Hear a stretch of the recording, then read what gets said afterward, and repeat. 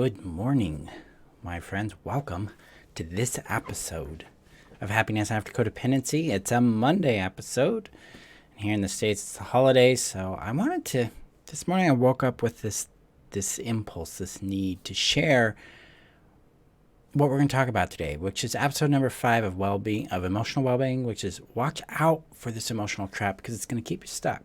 Because one that's kept me stuck, it gets me now and again, and more frequently than not, but it's part of how we've been conditioned to respond to our emotions. So we're going to talk about that today. Also, I want to let you know about the holiday community hours that is happening this Wednesday at 1 p.m. Mountain Standard Time. It's free. It's a Zoom room. You can log right in and connect with others.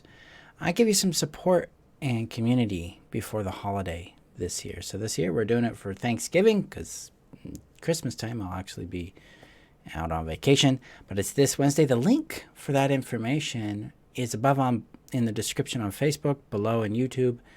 And if you're looking for it and you're listening via podcast, go to my website, freetheself.com, and it'll be listed on that front page there.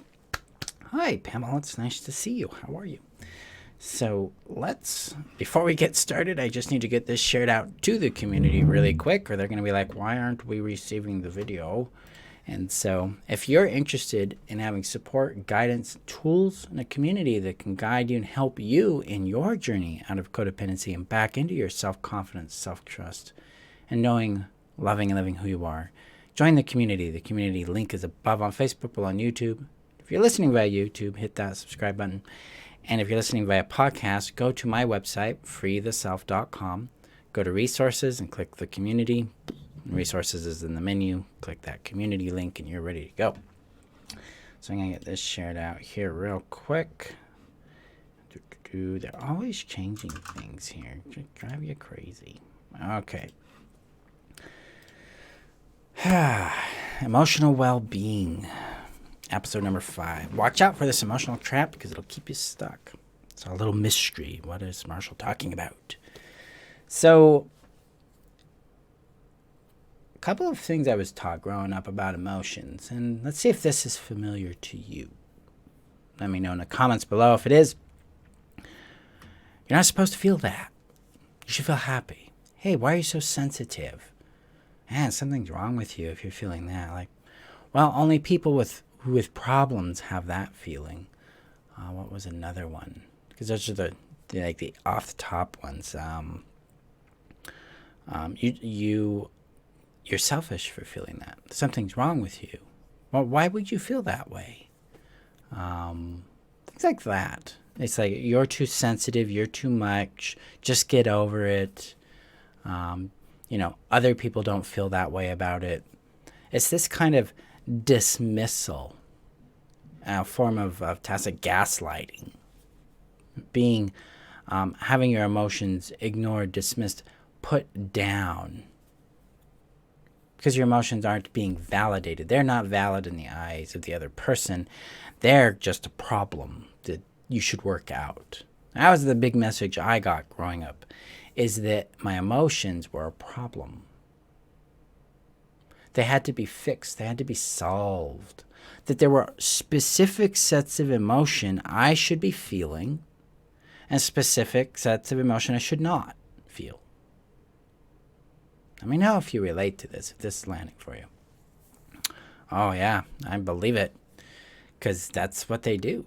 There's a reason why they do this. It's because they do not want to deal with emotions, because a lot of times the emotions a person is sharing is something they don't have a relationship with. They don't feel safe, positive in those things, or they're having a shame or guilt response towards it because they're being held accountable for something, and they don't know how to manage that either.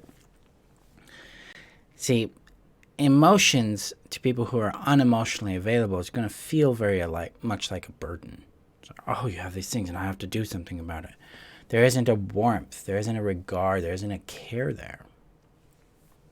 And so the emotions we would share, for instance, are put down and diminished and dismissed. And what this does is it creates a trap for us. See, we are taught by the way they are responding to our emotions to treat our emotions that way. So what happens is, an emotion shows up, and you have this conditioning, this experience with emotions that says, no, you're not supposed to have that. Then internally you're like, I shouldn't be feeling this. There's something wrong. And then all of a sudden you're stuck. You're in a trap because you have been divided against yourself. Your innate legitimacy has been put into question, so you're doubting the legitimacy and validity, the veracity of this emotion. You're, something's wrong with me. I've got to get rid of this. What that starts to do is it starts to put resistance against the emotion, and it amplifies it. That creates pain around the pain. So we get this layer of pain towards our pain that makes things very, very hard, very, very difficult. Because typically this layer of pain around the pain is mixed with guilt and shame and doubt and question and anxiety. It becomes very painful for us to endure that. Yeah, emotions are considered weak. Sadness was allowed, but anger was a legit crime. Yeah. We're not allowed to talk about it. We're not allowed to share these things. Yeah, they're suppressed. But then we do this to ourselves too. Because the way we respond to our emotion is with this fear of it. This distrust in its legitimacy. It's distrust in its presence. Like, this feeling's going to get me in trouble. I mean, my grief over my mother's death got me in trouble all the time with my stepmother and father. All the time. Anger, saying no, having a boundary, even being happy, if it's not at the right time for the right reason, gets you in trouble. Wanting something, having a desire, doing my own thing, gets you in trouble because you're violating their rule that you should be pleasing them, or it should be we should be appealing to their fantasy and to their delusion about the way things should be. We're not really empowered to be ourselves. But we've internalized this. We've turned this against ourselves. Like, that feeling's bad. I've got to get rid of it. And as amplification of it fixes it in position. It's like we're resisting it. We're trying to keep it away. And it gets louder. It gets stronger. It becomes more overwhelming for us. The trick here, the goal here, we got to move towards a receptivity, actually a trust in the legitimacy of our emotions. So if you've been in the community and you've been following some of my prompts I post throughout the week on trust, this starts warming us up to the legitimacy. The whole idea is, with self-trust, is to open up to a bit of self-trust at a time. I'm usually doing 10% increments. What this does is it helps us see and touch and feel the legitimacy of what we feel. It's like, if I could, would I acknowledge, or if I could, let's see if I got to get it right in my brain. If I could, would I trust this feeling is legitimate just 10% more today? Whatever the feeling is, whether it's sadness, whether it's joy, whether it's indifference, whether it's anger, whether it's peace, whether it's happiness, whatever it might be. Let yourself explore that question. Because what this starts doing, it starts moving our relationship to the emotion, starts warming it up and thawing it and shifting it towards love, towards respect. And this reduces that pain around the pain. Starts to eliminate the shame and guilt we've been programmed to feel about having that emotion. It starts to bring us into connection with it, and it reduces its intensity. It allows it to move. And then this starts to bring us into a rhythm, a connection with ourselves, a living dance with ourselves that allows us to connect with the validity of our beingness and our whole spectrum of who we are emotionally.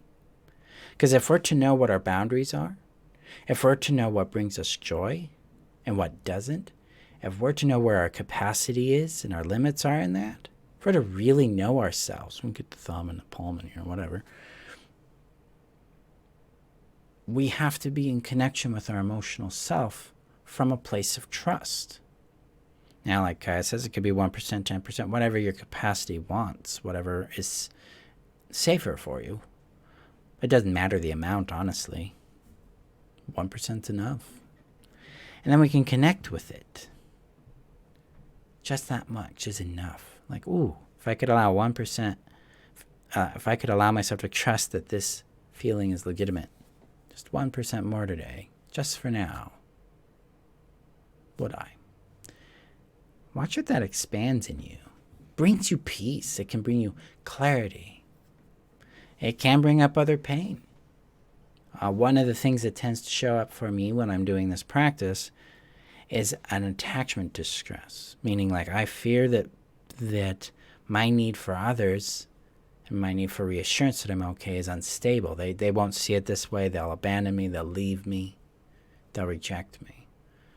So I allow myself 10% more trust in feeling that that is legitimate too. Because that legitimacy of that distress is rooted in a number of practical experiences in the past. No wonder I'm feeling it. I mean, friends abandoned me because of the way I feel. I was publicly humiliated because of the way I felt on things. My parents had you were not allowed to feel certain feelings. We had rules on that.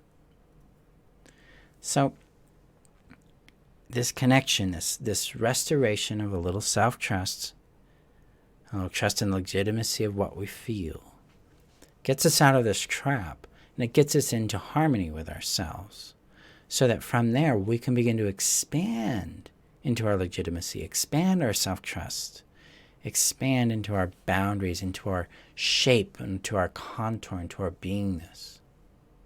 And it gets us into a healthy emotional relationship with ourselves. And then when big feelings show up like anxiety or fear or desire, they're welcomed in with warmth and with care rather than with judgment and dismissiveness and derision. Instead, I'm not scared of my feelings of desire, or I'm not scared of my anxiety, or I'm not scared of my fears, of these emotions. I'm open to them. I'm available to them. And conversely, we become more available to the emotional states others present themselves in too. This helps us move out of the aspect of codependency where we're unavailable for difference. A lot of us struggle with difference. We think that difference is going to be a problem, and it was in the past. That's a legitimate feeling and experience. But with different people, it won't be. Some of us, I've had resistance towards people's emotions towards me that are affectionate. As I've gotten more warmth and availability to my own feelings of affection, that has become more available.